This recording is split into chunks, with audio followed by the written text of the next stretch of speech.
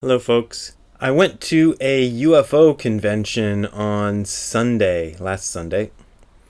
It was held in Orange County in Irvine, California, and was hosted by MUFON, the Mutual UFO Network, and it's part of their 50th anniversary. I got this at the convention. It's a little UFO that lights up and changes colors.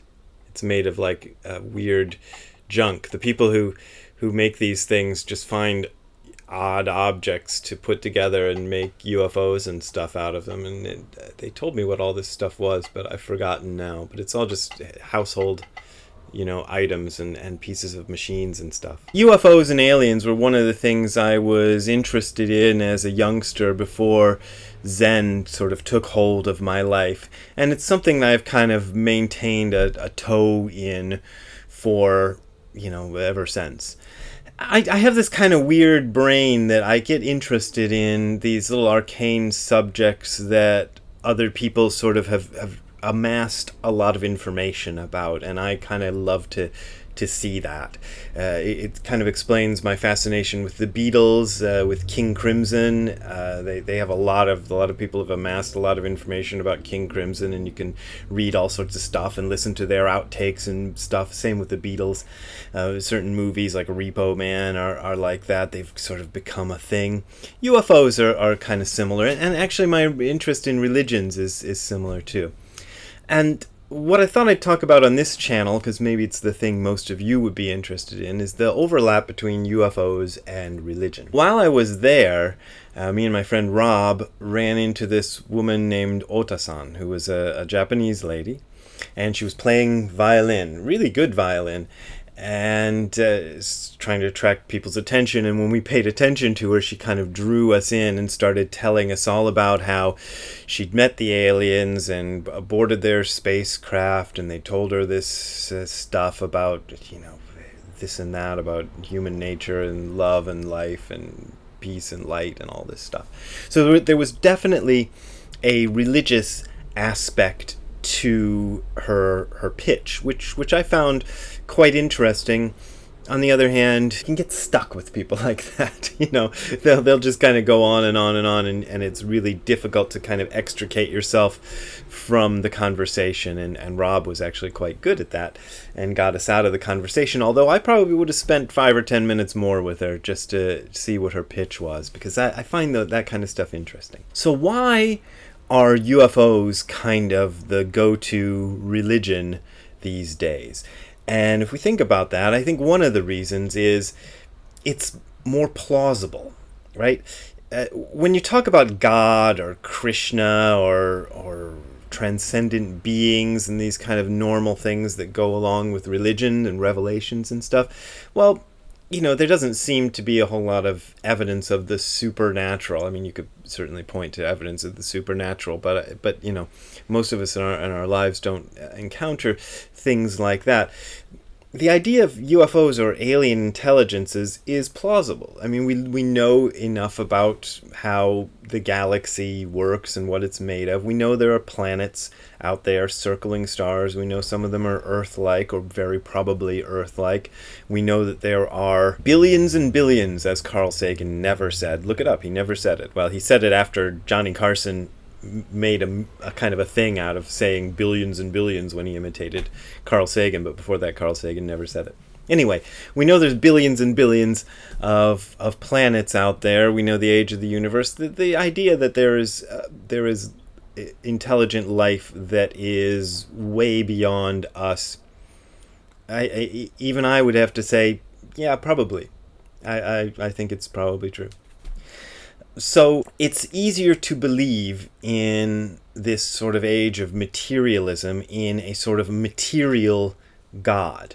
So what a lot of these folks in the UFO communities have done, and it's pretty obvious, is they take all of the ideas that people have about religion and God and they put it on to the aliens, and the aliens are going to be our saviors. This lady, Ota-san, certainly did believe that aliens were going to save us. Also, a little Zen connection for you, in case you're interested, is one of the times when I was hanging out with Tim McCarthy, my first Zen teacher, and I was a little 20-year-old sprout or whatever I was. He told a story about how one time he was at a lecture with his teacher, Coben Chino, and somebody asked Coben about aliens. And Coben points to Tim and says, well, you should ask him about it. And Tim's like, what?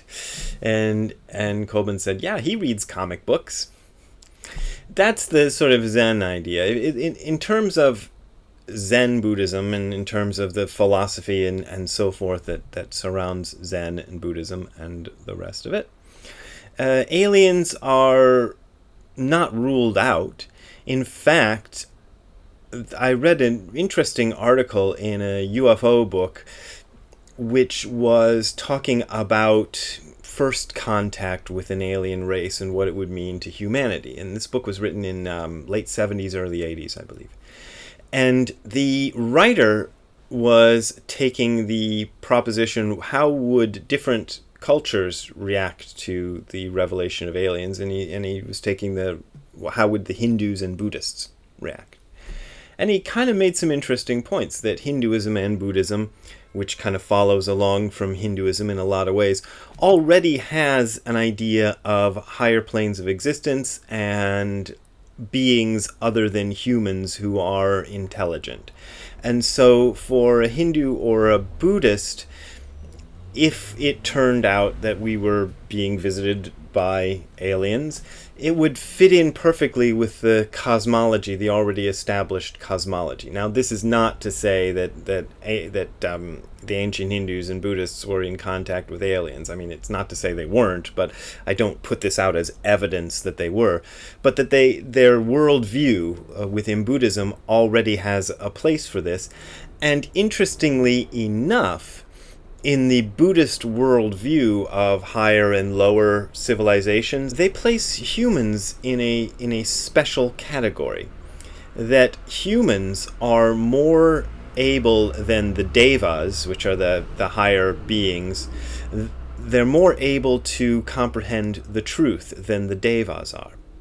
So, if you want to be Buddhist about it, and maybe this is kind of an interesting tangent, the aliens might be coming here not to teach us or to save us, but to learn from us.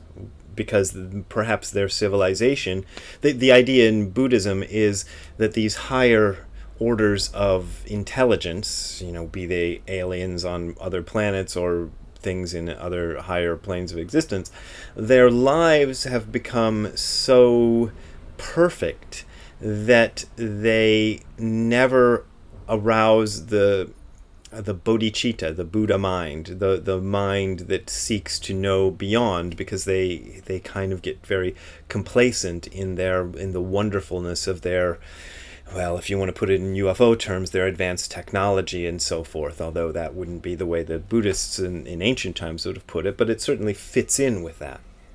So maybe the aliens are here to learn from us, and maybe they are watching my videos because they think they can learn the truth from me. I don't know. All very fascinating stuff, and it's something that I continue to be interested in and continue to look at.